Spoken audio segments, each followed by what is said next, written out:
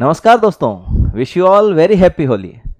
दोस्तों, आगे आने वाली 13, 14, 15 और 16 तारीख को हम लोगों के एप्लीकेशन वाले कोर्सेज हैं, उन पे थियरी के साथ साथ प्रैक्टिस बेच जो हैं वो आगे आएंगे, उनको भी साथ में इंक्लूड कर दिया गया है। तो अब आपको प्रैक्टिस के लिए भी कतई परेशान होने की ज़रूरत नहीं है। जितनी आप लोगों ने पहले जो 2-2, 3-3 बार थियरी पढ़ी है, अब उसको आप लोग कंटिन्यूसली प्रैक्टिस के रूप में भी देख सकते हैं। यूँ तो हम लोगों ने चैप्टर्स के पीछे भी प्रैक्टिस जोड़ी है, लेकिन एक्स्ट्रा क्वेश्चंस के साथ में जो पिछले सालों के पेपर हैं और जो नए क्वेश्चंस जो हो सकते हैं, उनको हम आगे आने वाली एग्जाम्स के हिसाब से डिस्कस करेंगे।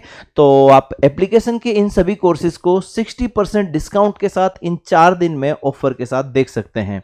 आप लोगों को एप्लीकेशन डाउनलोड करना है, इंग्लिश विद हेमंत शर्मा, और इसको आप लोग एनरोल कीजिए खुद को यहाँ पर और जुड़े रहिए हमारे साथ में। आपको होली के बाद नए बैचेज में मिलते हैं। Thank you.